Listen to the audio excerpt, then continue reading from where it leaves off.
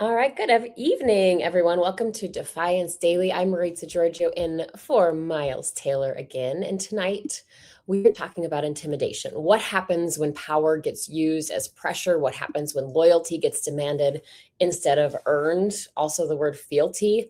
And maybe most importantly, what happens when people decide they are not moving? Because tonight we have everything from Iran to one of the biggest political stress tests of Trump's influence yet, to election workers, courts, and communities pushing back. And later we will talk about what accountability actually looks like when institutions fail. But first, I want to bring in my co-host tonight, Defiance co-founder Xander Schultz. Xander, it feels weird to call you my co-host. I feel like I'm your guest co-host. No. It's very clear who is just in the supporting role when you're here. You're the pro. I'm happy to be here with you, though. Oh no, we're all just doing this together. So Xander, I want to start tonight with Iran, because we had one of those moments today where you read something and immediately go, wait, what? Hold on. Because yesterday, the president announced he was postponing a planned strike on Iran because negotiations were actively happening. According to him, Gulf allies wanted more time. Diplomacy was supposedly moving along. Trump himself was talking publicly about a deal potentially coming together. Okay. Then today, Xander, let me know if you heard this one. Did you know how close we apparently came to another strike yesterday? Because this is according to Trump. That's news to me. I was an hour away. We were all set to go. You're talking about yesterday. Yes. We were going to be striking it would have been happening right now. Yeah, it was all done. The boats, the ships are all loaded. They're loaded to the brim. And we were all set to start. They were all set to start. I had no idea. Great. I think we call it saber rattling. Isn't that what we call it? Yeah. Talking about that particular brand of shit. Yeah, chest thumping, all of it. Why are we doing it again? I'll wait. I know there's more of a story to get into here, but what were we gonna? And they were 1 hour away. Like feels urgent. That's close. That feels urgent. So here's where I have questions, because today again, this is not the first time we've heard this. Trump said Iran is, quote, begging to make a deal. Begging. Okay. Well, let's go look at what Iran is publicly asking for today. And doesn't exactly read like a country throwing its hands in the air. So Reuters reports that Tehran's latest proposal still includes sanctions relief, releasing frozen Iranian funds, pulling U.S. forces farther from Iranian territory, ending the U.S. blockade, and reparations tied to the war. All right. So Xander, if that list of demands seems familiar, it's because, well, it is. It's very similar to proposals that Trump already rejected last week as, quote, garbage, which raises another question here. What exactly are we looking at? Because one possibility is that negotiations are moving forward. And the other possibility, Xander, I meant genuinely asking you here, is this public language part of the negotiation itself from, the art of the deal master himself? We were just 1 hour away from destroying your country. It sounds like he's just trying to use that same intimidation tactic we've seen before and hoping Iran will blink. Remember, the True Social posts threatening to destroy an entire civilization that night.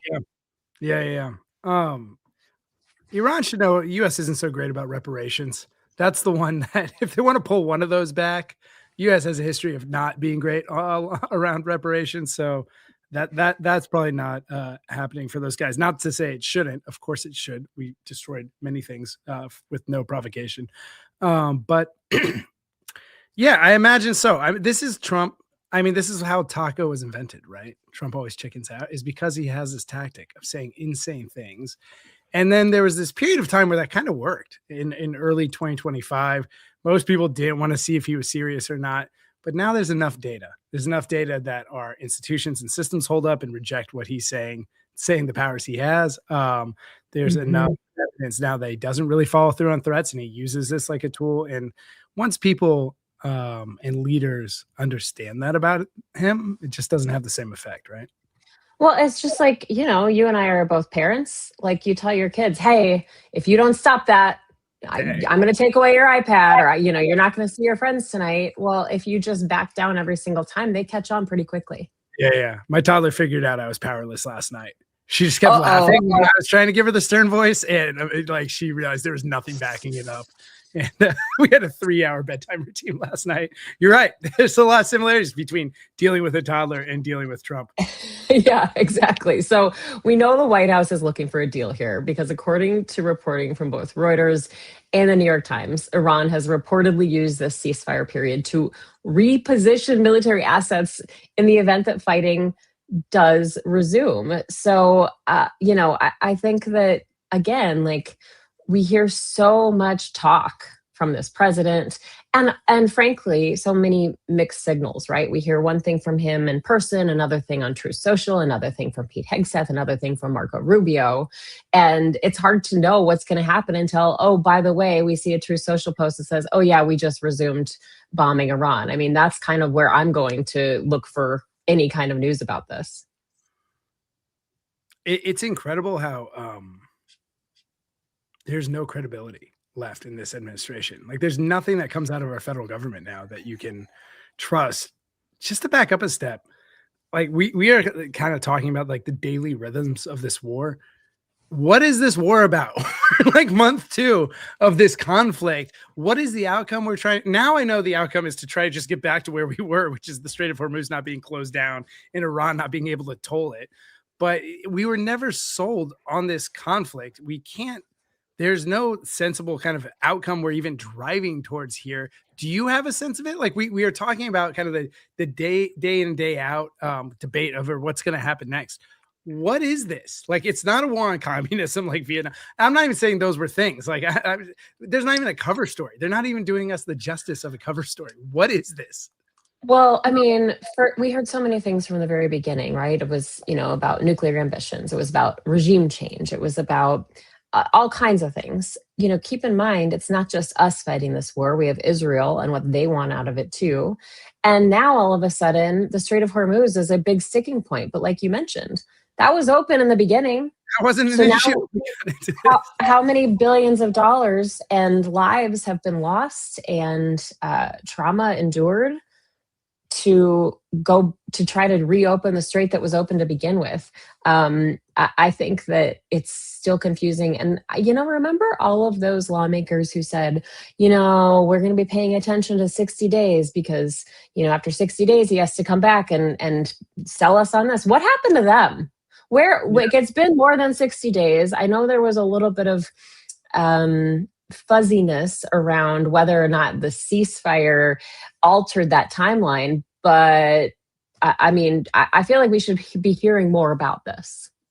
I don't want to say I gave up entirely on this Congress because we do ask people to call in, and I think we can still organize around specific things and pressure the right Congress people around the right issues and get wins that way.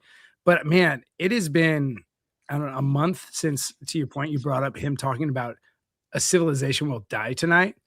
And apparently that wasn't a red line for this group. I think we've been asking that for 10 years now. Like, where's the red line? At what point do you go, loyalty is not worth it because this guy seems like he's steering us into hell? For me, I don't know if it gets worse than threatening to destroy a civilization. And so, which in itself is a war crime.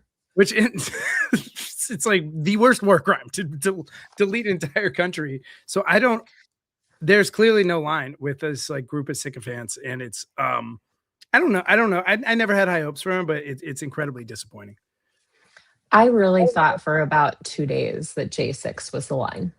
Like, I remember after, I think it was the next day, I remember clearly, vividly watching this clip of Lindsey Graham walking through Reagan International Airport, and he said something along the lines of, hey, we had a good run, but, this is a line too far for us. I was like, oh, okay, that's it. And then, today we're continuing to read more headlines about the $1.8 billion fund that's going to be used in part to reimburse January 6ers. Yeah. How far we've come on that issue. I'll say this, because I think it is important to the opposition that is, trying to seize power from Trump and restore a democracy.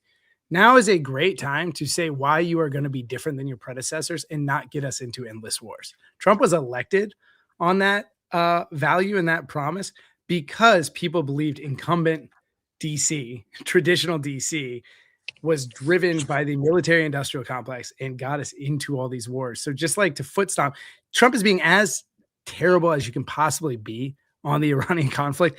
And we would see a stronger migration away from them if there was a real belief that the incumbent powers that be in DC would not also be doing similar things when it's their time to hold the ball. Mm-hmm. Yeah, certainly a lot of tests there. And I want to stay focused right now, Xander, on this intimidation tactic, pressure campaigns, public threats, loyalty tests, all of it. But if you want to understand how that works in Republican politics right now, tonight, on the 19th of May, 2026, might be one of the biggest stress tests yet in this cycle. CBS News has this report. Let's listen. Another race is also heating up in that state, and you've heard a lot about this one. It's a face-off between GOP Representative Thomas Massie, who's trying to hold on to his seat, against Trump-backed challenger Ed Galbraith. So let's go live to Kentucky and CBS News White House reporter Aaron Navarro. Aaron, the president is very focused on getting Massie ousted. Can you walk us through his discontent with that Republican congressman? Reed, it stems back from President Trump's first term, where you saw Massie vote against these big omnibus continuing resolution bills that had a lot of different topics in it that included funding for the president's border wall or more funding for ICE and Border Patrol agents at that time. Massie has voiced objection with some provisions he wanted regarding agriculture not being part of those bills. And generally, Massie has also been against foreign spending to any country that is not the United States. That has continued in President Trump's second term, especially when it comes to Massie's push for the release of the Epstein files, as well as Massie's vote against the president's landmark bill so far in the second term, what he calls the One Big Beautiful Bill, that tax and budget bill that House Republicans passed narrowly last summer. Well, going back to Kentucky, though, because Massie seems to be the one dominating the major headlines today. You know, Kentucky is a state that oftentimes is not known as a rubber stamp to President Trump's policies, even though some of the voters tend to skew conservative. So Mr. Massie believes this might be one of his most competitive primaries. What drives that? Yeah, that's right. When you look at Senator Mitch McConnell Rand Paul, there is definitely an independent streak when it comes to some of the Republicans in Kentucky's congressional delegation, and Massie is part of that. He was elected to serve this Northern Kentucky district in 2012, and he really credits not only President Trump's endorsement of his challenger, Ed Galbraith, but the tens of millions of dollars of outside spending. Over $33 million has been spent in that Kentucky fourth race alone, one of the highest for a Republican primary for a House seat, and $19 million of that is spent against Massie or in support of his challenger, Ed Galbraith. Wow. Those numbers are insane for a rep race.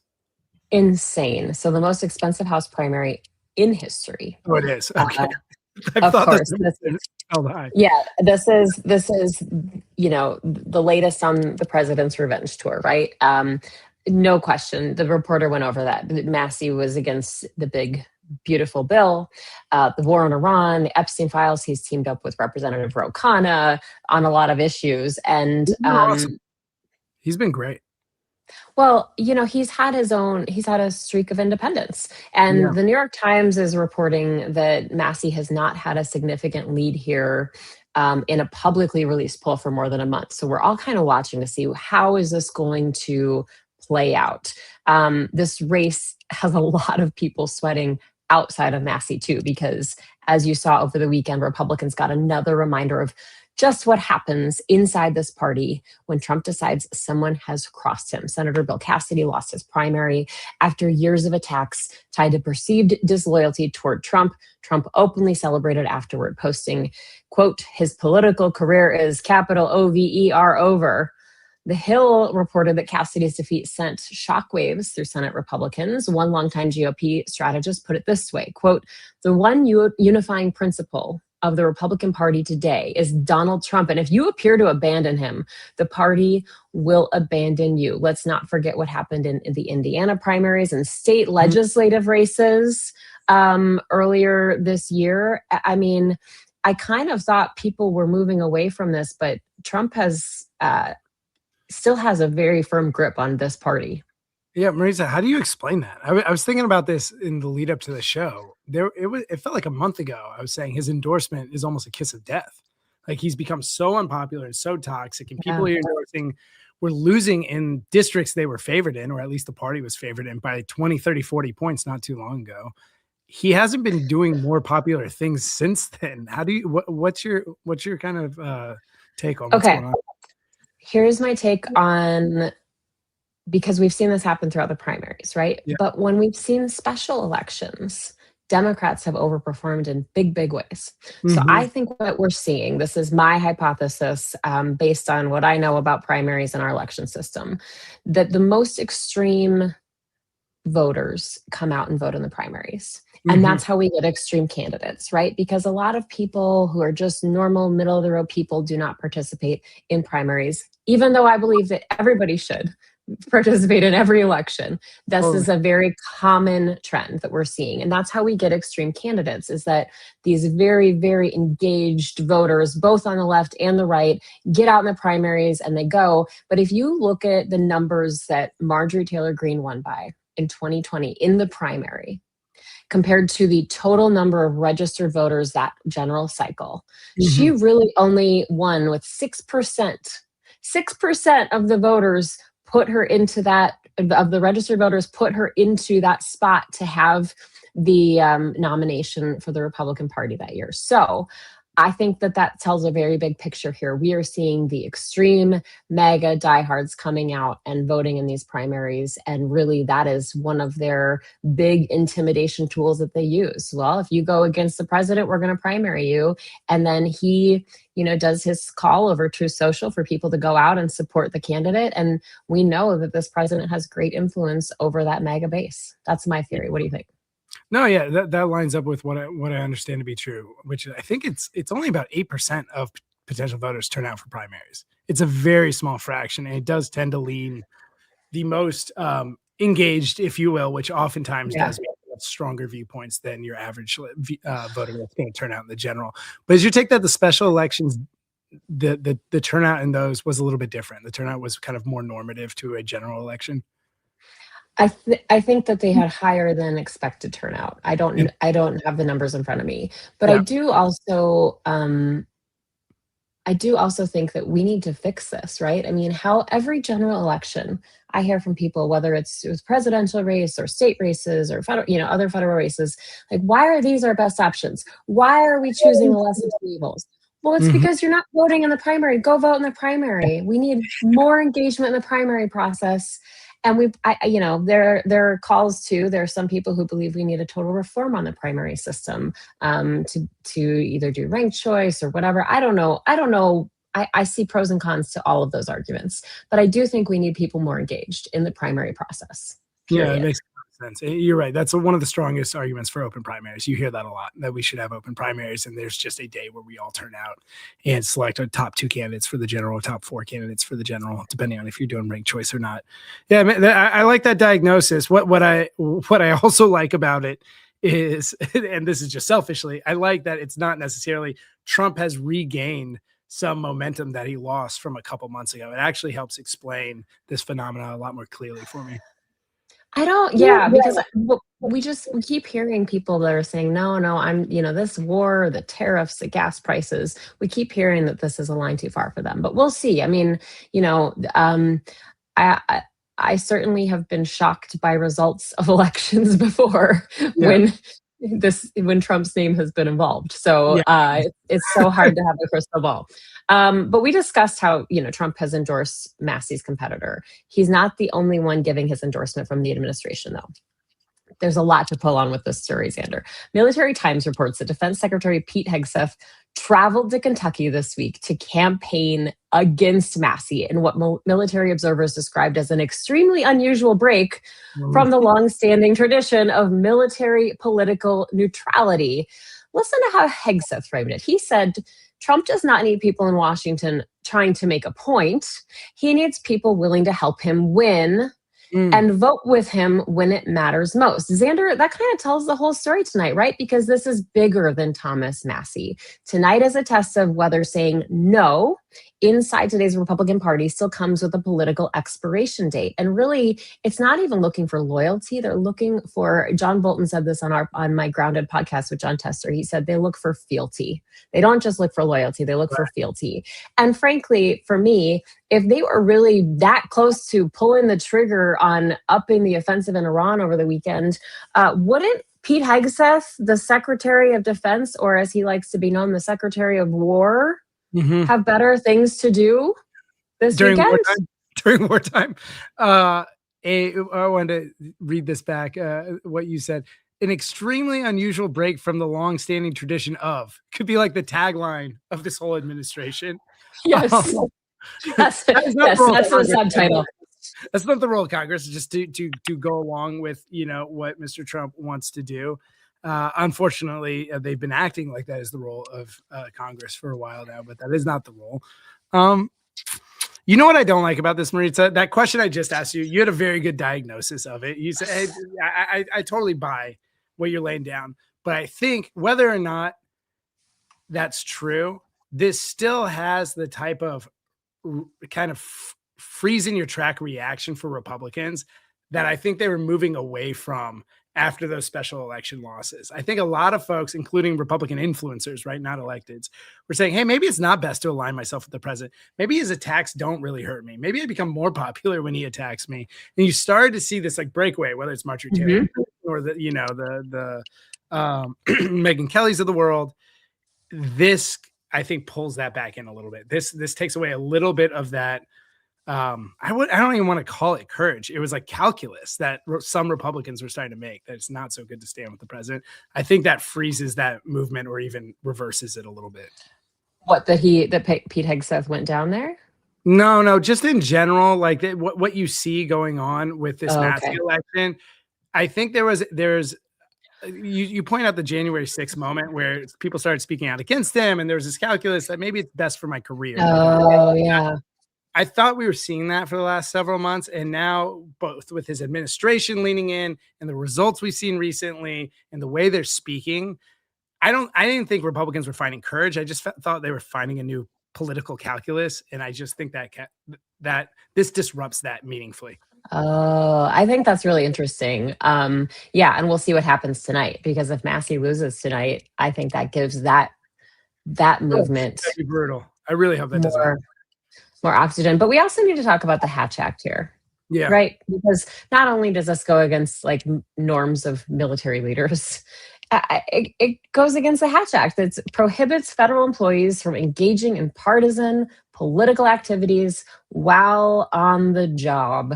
So, I mean, I cannot remember any other time seeing a Secretary of Defense out stumping. I just don't. No, I don't think there was. I don't think it's your memory. I don't think there was a time where that was going on. Unfortunately, I hate to keep going back to this, but if the groups that are supposed to hold this group accountable are unwilling to do it, we're going to keep seeing unprecedented things. There's no reason for them not to. Why would they? Rules. I just came from the Epstein Trump reading room here in Manhattan, where I am this week, and rules have never applied to this guy. Why would he start following rules now? Just the amount of damage this guy has done and avoided accountability. Why would he start now? And especially when you so clearly have allies in these institutions that are supposed to be checks on you. Yeah, and I think that if we could do anything right now, be to page John Tester, because I don't think a single episode of our show goes by where he doesn't say, where the hell is Congress? They're not doing their jobs. Like, it's their job. It's Article 1 for a reason, and it's their job to hold the administration accountable. Yeah. And I mean, it is the challenge with covering these guys. You kind of end up saying the same 10 things over and over again, because we have a system that's designed to work a certain way, and it just is not functioning as needed. And we can do a lot. Like when the things Defiance.org is doing, the mass mobilization, the collective action, the funding of nonprofits, we can do a lot. But ultimately, we either need to get new people in place that are willing to enforce those norms, or we're kind of stuck in some ways at the moment with this group that's just refusing to do their job. Well, and what I always wonder about is, what the precedence that this sets for everything that comes after this, Yeah. right? Because there were precedents set and norms that were followed and rules that were followed and laws that were followed, and now we just slipped, this backsliding into like, well, anything goes, rule of law, and if I'm a Republican, and I think we've heard them talk about this, some of them when we talk about like the filibuster, right, ending the filibuster, like we don't want to do that because if we do that, then the Democrats, once they regain power, yeah. So like I would, aren't they worried about that too? Like violating the Hatch Act, as Mercedes wrote in their comments. Do they teach the Hatch Act at Fox? Probably not. Probably not. Doesn't seem. I'm sure they will if there's a Democratic president that's doing 1/8 of these things. They'll once again become very familiar with all this legislation. Yeah. I don't know what else to add here. Right? It's definitely unprecedented times. And look, if you're listening to this program, you're already really engaged. We're happy you're here. We need to get more friends in this fight. It is urgent. It is the fight of our lives. It's maybe the most urgent fight in this country's history, at least since 1860. And so continue to spread the good word.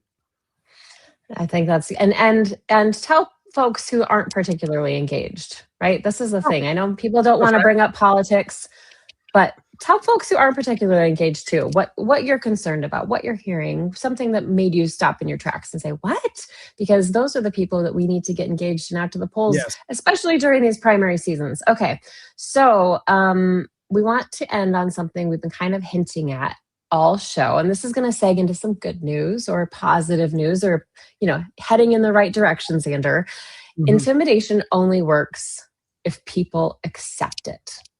Okay? Because a federal judge just dealt another major setback to one of the Trump administration's immigration enforcement tactics. The judge ruled that ICE can no longer carry out broad immigration arrests inside immigration courthouses in Manhattan. This is after months of chaos that saw people showing up for mandatory hearings following the rules, only to be detained, sometimes separated from their family members right away.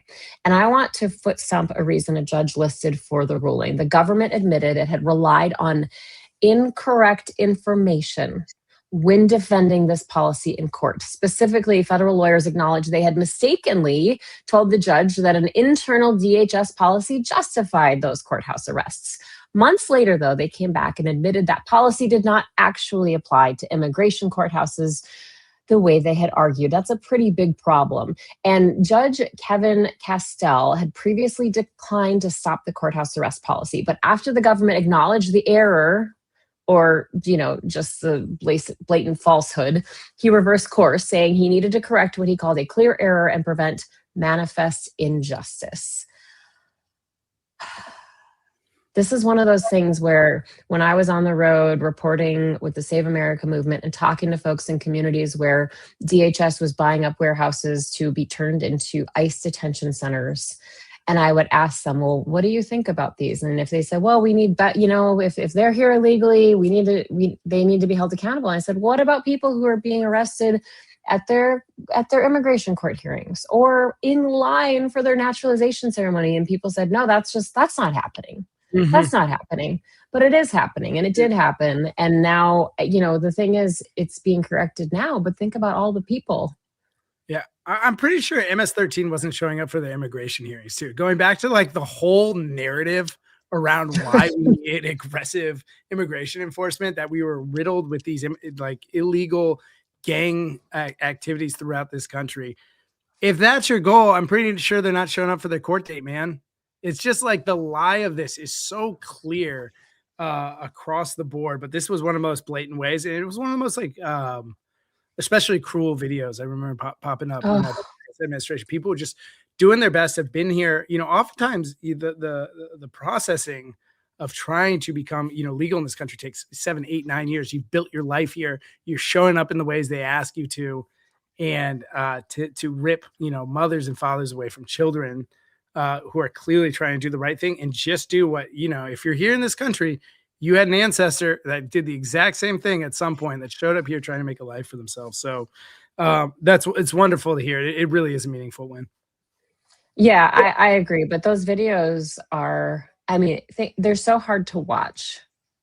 Imagine what it's like to be the person in the video or the family of the person in the video, or the loved ones of a person in that video. And it's just, yeah, I look forward to seeing how they try to go back and fix this for some of those people who were arrested. And I hope that it leads to more justice for them. So with today's guest, Xander, we want to keep this conversation going around intimidation. So we've covered examples of those standing up. But what happens next? What happens after that? Where does the accountability part come in?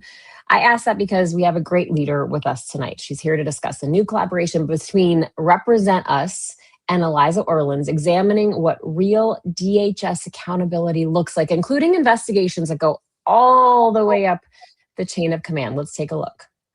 Agents killed American citizens and still no one has been charged. Why? From the killing of Alex Preddy and Renee Good to the unlawful detention and assault on people nationwide, ICE and Border Patrol have committed countless abuses in the past year that would have been investigated and prosecuted under any normal administration. When something like that happens, in the normal course of things, DOJ, and in particular the Civil Rights Division, would immediately start looking into it. And it's just something that we've seen this DOJ really take a huge step away from. But of course, this is not a normal administration, and that is the clearest hurdle to any real accountability. There's a federal civil rights law that allows the federal government to bring criminal charges against law enforcement officers or other government agents for their misconduct. So that law makes it a crime for anyone acting under color of law to willfully deprive another person of a right that's protected by the U.S. Constitution or by some other federal law. While the Trump administration has refused to take up that call for accountability, Congress has the power and the responsibility to conduct their own independent investigations. Congress exists to hold the executive branch to account. But on DHS abuses, the killings, the deaths in detention, the arbitrary arrests, they've barely scratched the surface. Congress needs to go deep.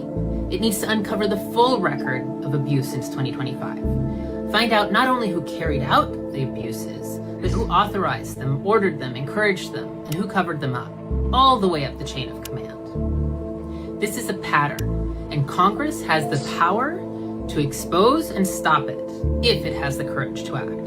Most of Congress has been unwilling to stand up to this administration, but it has real power if it chooses to use it, and the American people have power over Congress.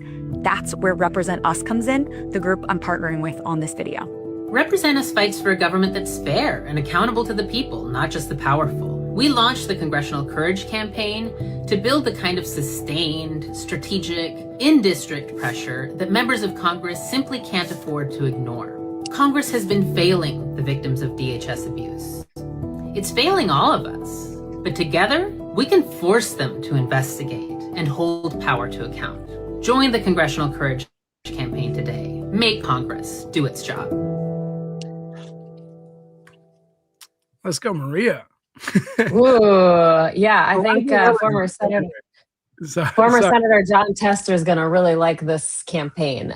So we want to welcome to the show now Chief Executive Officer of RepresentUs, Maria McFarland Sánchez-Moreno. Welcome, Maria. Hello. So much. It's great to see you again. It's great to see you. Okay, my first question is this, because I co-host a show with former Senator John Tester, who screams and swears and yells about Congress not doing its job pretty much every episode.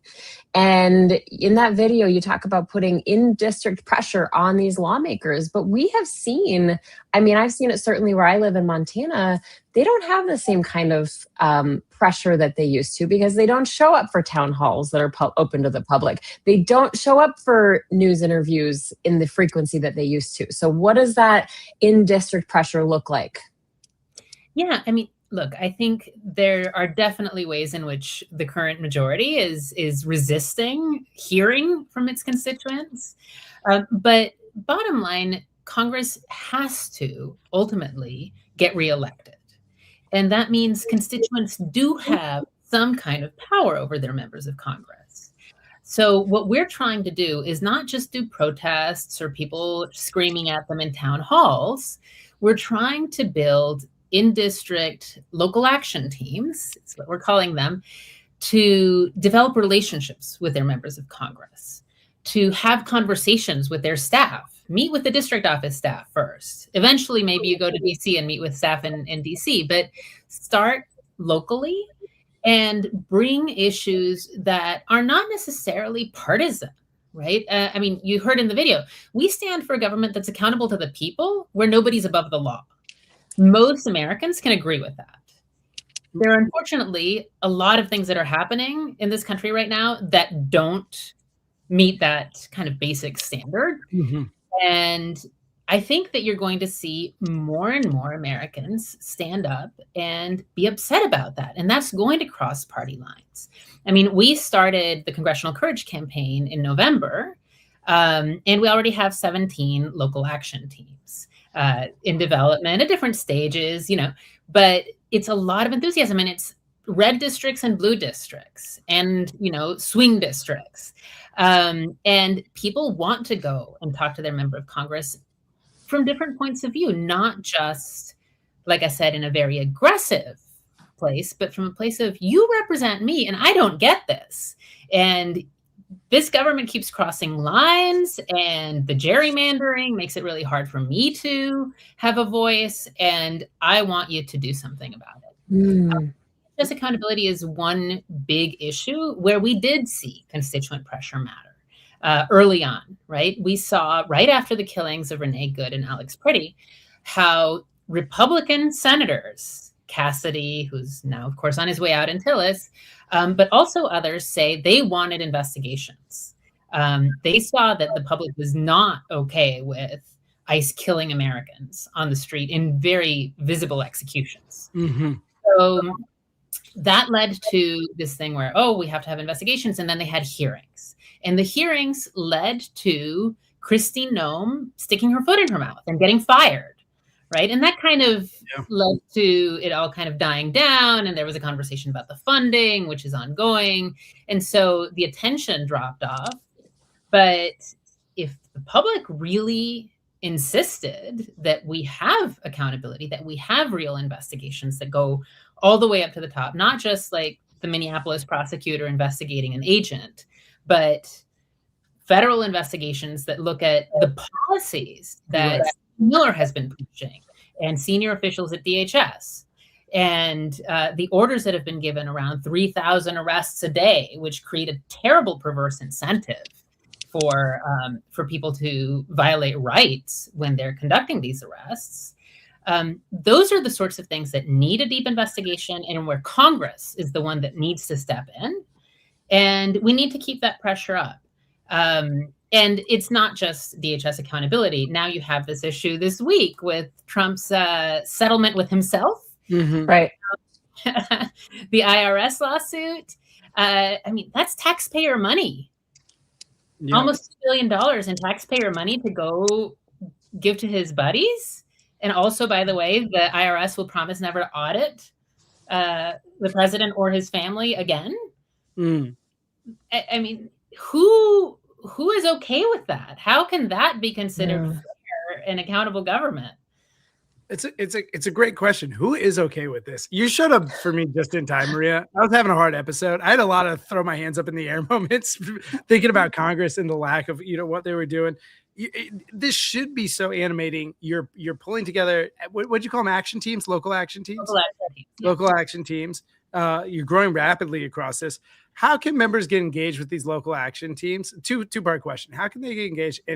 And what is the key to them being maximally impactful? Yeah. Mm-hmm. So in terms of getting engaged, it's very easy. Come to our website, represent.us, or watch the video that we did with Eliza. It takes you to a sign-up page on the DHS accountability ask, and that takes you on a journey where we'll start sending you information about trainings, and we'll connect you to the people who can help you set up.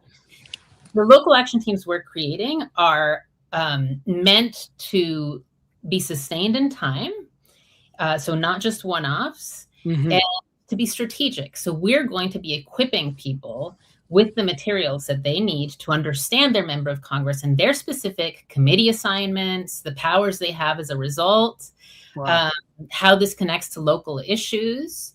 and the main asks that we have around accountability and nobody being above the law.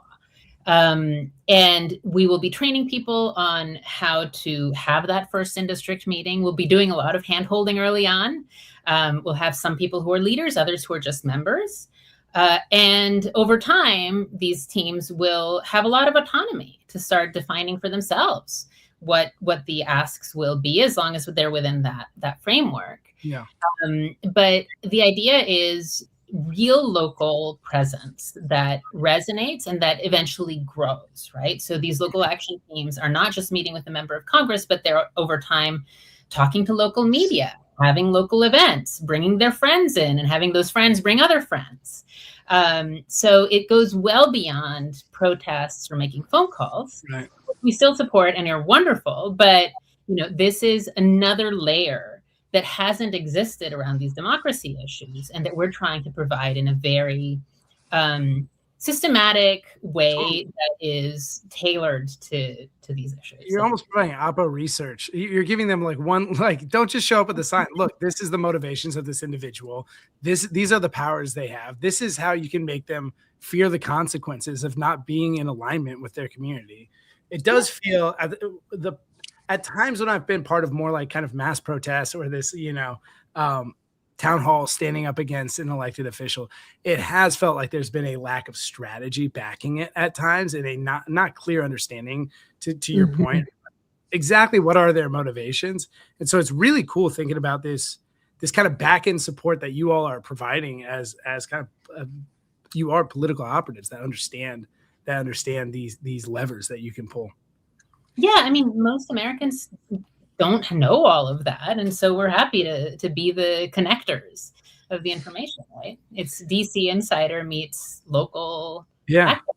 Very cool. But I love the idea of having these meetings that are, not just about one issue, but really relationship building, because I do think once you quit, sparring on social media or over, ads or whatever it may be, videos, and you actually get to sit down with people and see another human on the other side of the conversation, it's a lot harder to shut that off or shut that out. But I'm wondering, Maria, you have several local action teams already in place. If we go to the website and find there's not a local action team in our district or our community, where do we start? How can people start the ball rolling? If you sign up for the Congressional Courage campaign, we will talk to you. We will have a person who has a conversation with you at some point early on. Oh, cool. And you can set up your own local action team. And if you're not ready to lead, maybe help us find friends who will be leaders. But we're happy to sit down with a group of 5 and get that ball rolling. It does not need to be big. We had a recruitment call just last week that had 350 people. A whole bunch of them signed up afterwards, which was really exciting because half of them had never worked with an advocacy group before, right? Mm-hmm. So these are people who are coming in and taking action, saying, "This is too much. I can't." and they were in 38 different districts in 21 states, red and blue. It's all over the place, and a lot of us doing things we've never done. Huh? A lot of us doing things we've never done. I didn't have social media before Defied started working. Now here I am talking to everyone on live stream for an hour a day.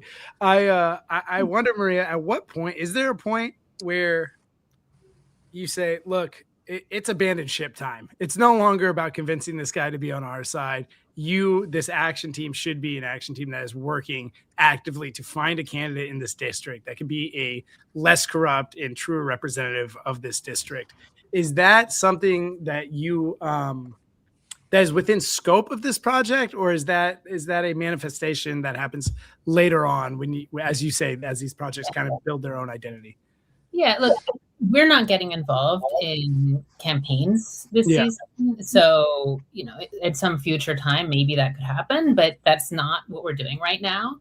And I think there are a lot of other groups that are. So we're happy to let them take the lead on that. We're trying to build that relationship between constituents and their member. And if they hit roadblocks and it's just not working, maybe it'll be different after the elections. Maybe not. We'll just have to assess as we go. And maybe you have to have tougher tactics, right, that are meant to put more pressure on your elected through influential people in the district. We'll have to then see case by case what's necessary. Right. We have people in a district in Georgia, for example, that is deep red. And they're really excited about talking to their representative about the Epstein files. That to me is very smart, because that is something that base cares about. And, others will be in blue districts, and they are going to be looking for champions for our solutions and for investigations and accountability. But if they also find Democrats who are dragging their feet, they're going to be putting pressure on them. So it's very much carrot and stick, and we'll have to adapt depending on what we find in each case. Maria, one more question for you about this.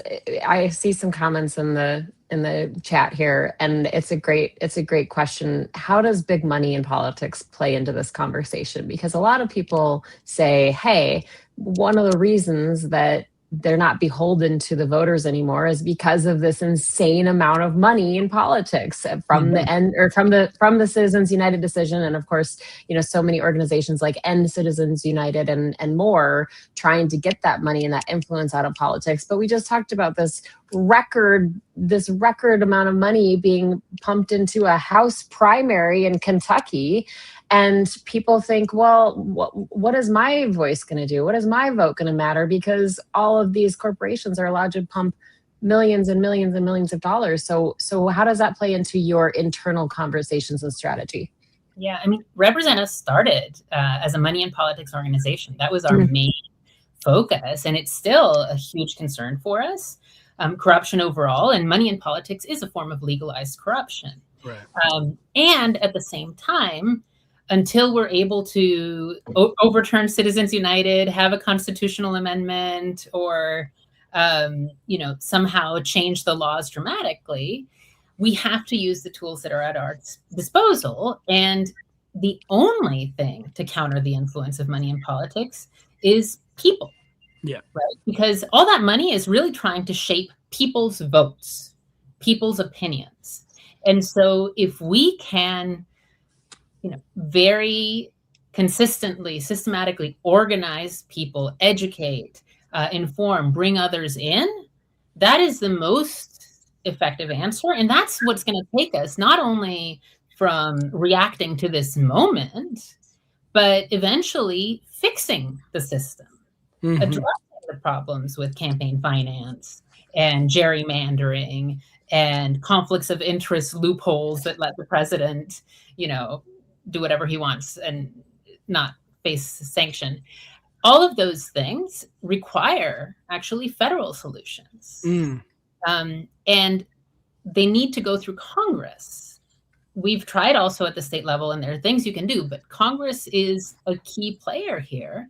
And so we need to find a way to influence Congress. And the only tool we really have is people. And to the extent we know some folks who have a congressperson's ear. Let's go to them, right? But that's it. It's truly amazing where we're at. It's great. This is, if there's one thing that can bring left and right together, even within a district, it is corruption. No one is pro-corruption. And you see it. You mentioned the Epstein files. Well, maybe one or two people are. There's a few guys. A lot of them are orange that like corruption. Most of us not big fans. And it is really, when you go down the list of issues, whether it's these detention centers that are being built for $1 billion, the Iran war where oil companies are getting paid coming and going. Who knows who else is getting paid? The Epstein files, which both sides are pissed about. The ability to kind of take advantage of this anti-corruption energy that's spanning the ideological spectrum and build these action groups.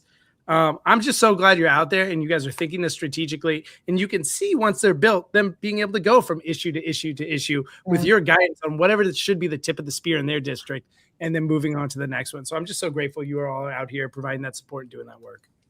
Well, I'm always so grateful that you're here drawing attention to all of this and being a voice for so many groups that are doing important work. Right on. Oh, well, we want to thank you so much, Maria McFarland Sánchez-Moreno, the CEO of RepresentUs. Thank you for all of the work you're doing, Maria. Well, Well, thank you. Thanks, Maria. Bye-bye. Yeah, you're so right, Xander. It's like such a great way to just like start. So you got to start somewhere.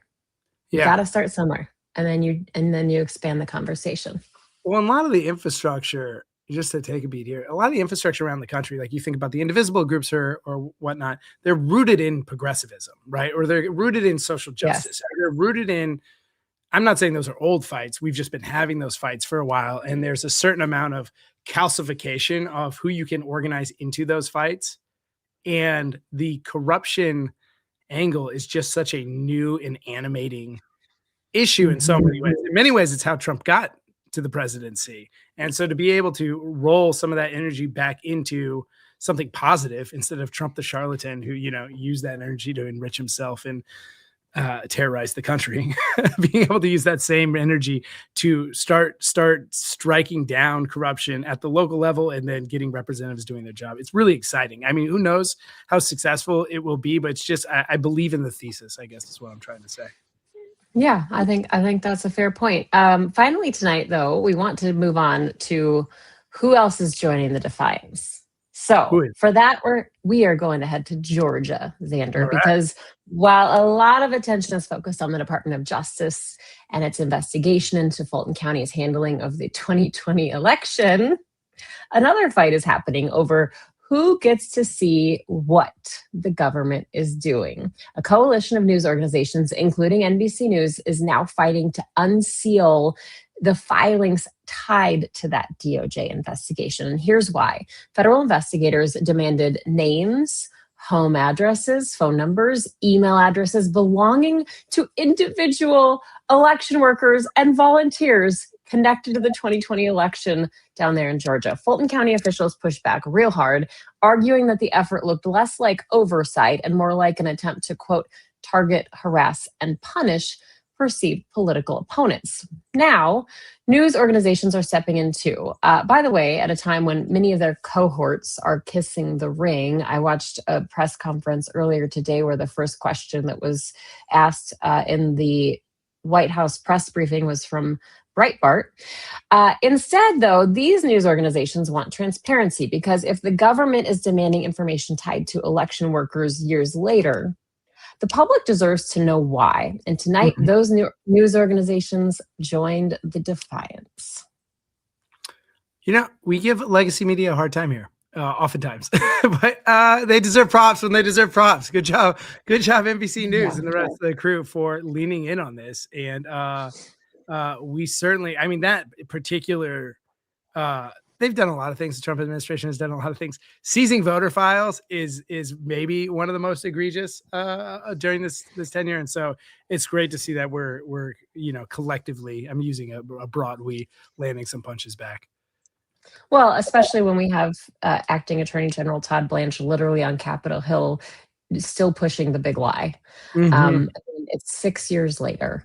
And this is something like 65 court cases. It's like 65. It's 6 years and like 65 court cases that have ruled against this already. Right.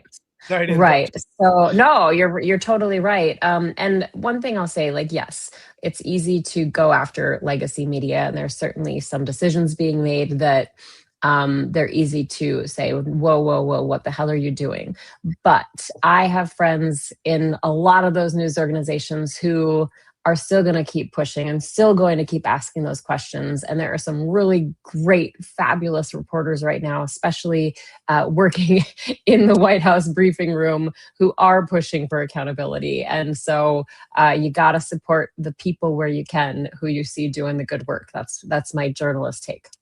We need the opposite of the Florsheim Award for these who's joining the Defiance. I don't know what it is yet. People in the comments, let me know what you think the award should look like.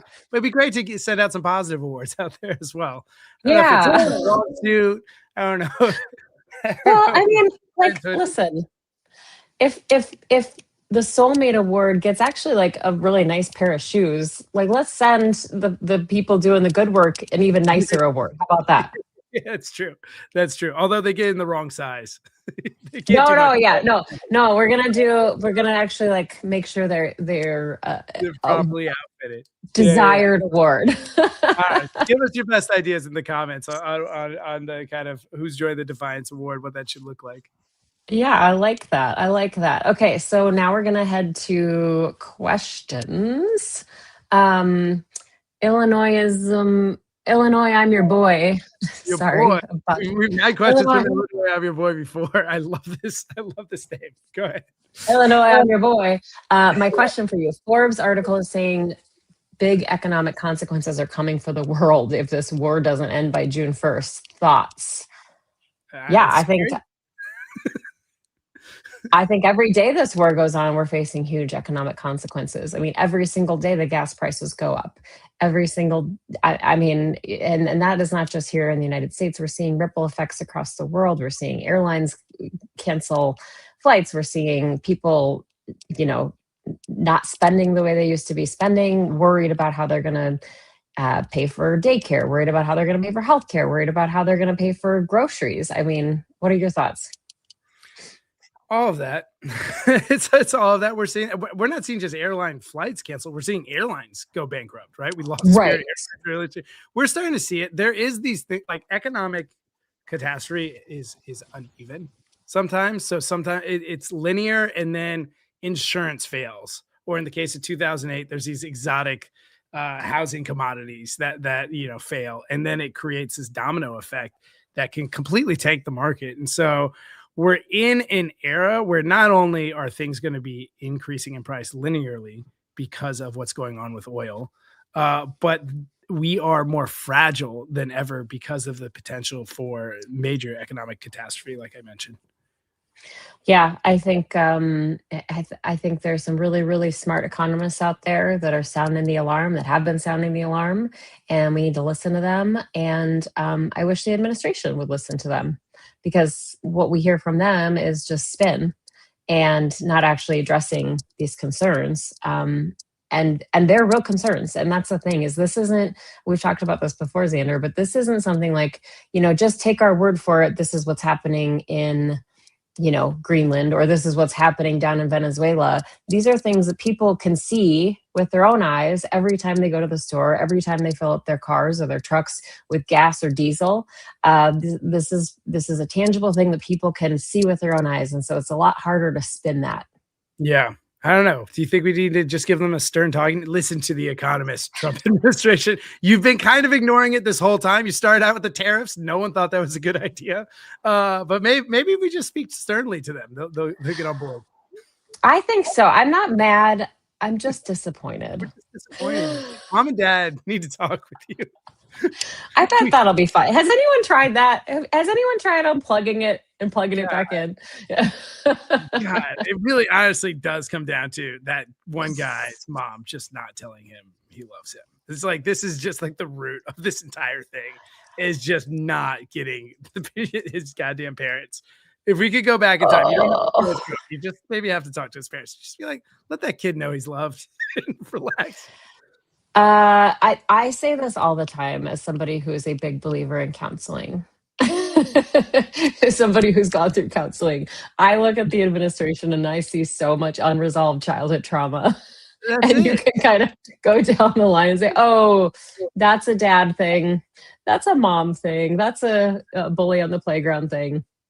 As a representative of all men out there, the amount of affirmations we need that we matter is not good. It leads to a lot of toxic behavior.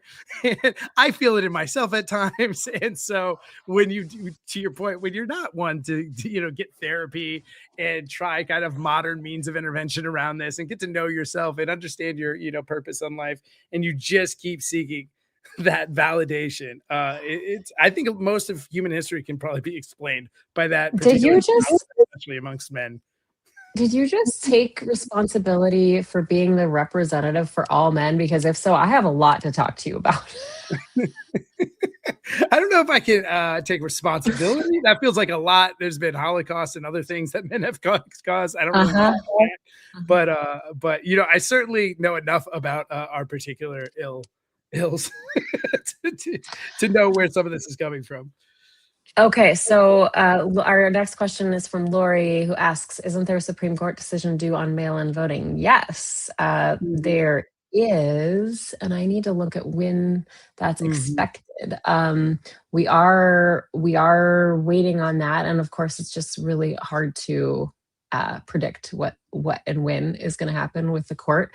But under Mississippi law, ballots postmarked by Election Day are counted as long as they arrive within 5 days. And the case asks, is that 5-day grace period constitutional? So we're going to hear a lot about that. Mail-in voting is something that the president has railed on a whole lot. Yeah. Even though my friend Liz Landers with PBS NewsHour asked him directly, like, well, wait, didn't you vote by mail in the primary? Yeah. And he did. It's so also one of those things his Republican colleagues aren't on board with because his calculus is bad. Like, yes, by the numbers, Democrats vote more by mail than Republicans, but not by necessity. Democrats are mostly urban. If they had to show up to a polling location, they can.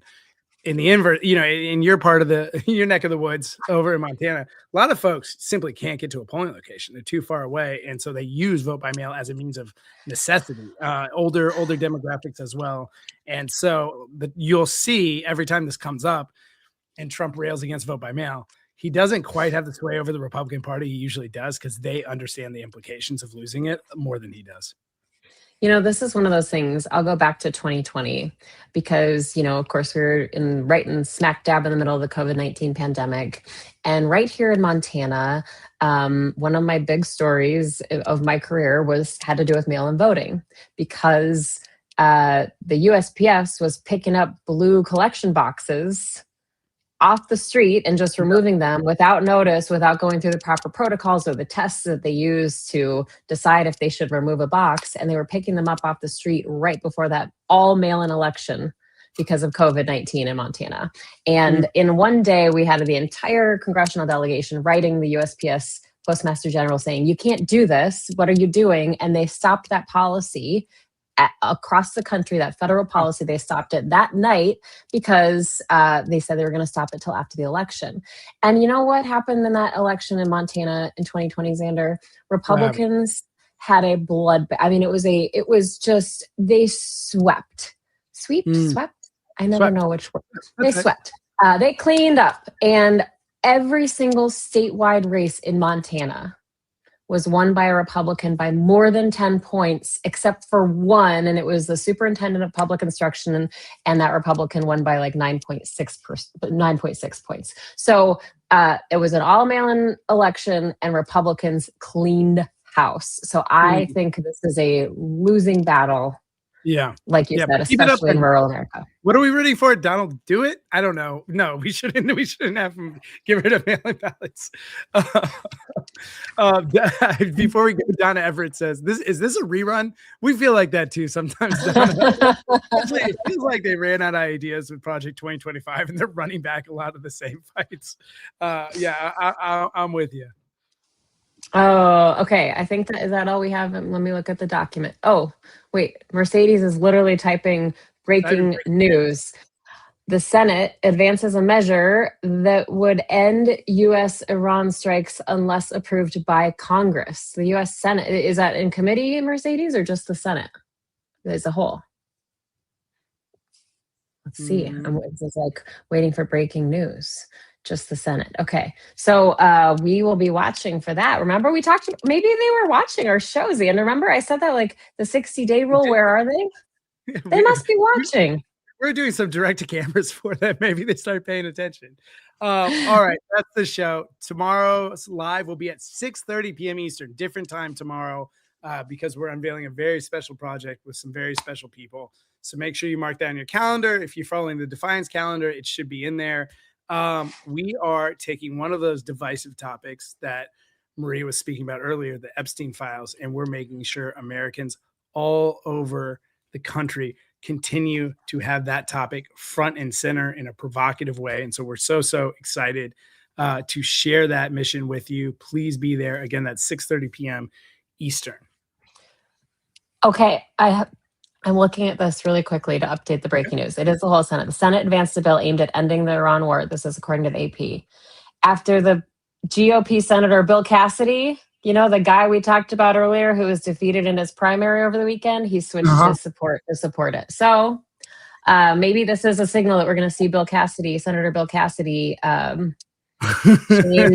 change his tune on some things, because remember, he was that deciding vote to confirm RFK Jr. as Secretary. Do it. You're already. We don't even have to say to fall on your sword. You've already fallen on your sword. Just behave appropriately. The time you have left. It's over. All right. We want to thank you all for joining us. It's been great to join you here. And Miles will be back tomorrow. You don't have to put up with me. Oh, come on. Miles says something like, stay loud, stay brave, and stay together. We'll see you tomorrow.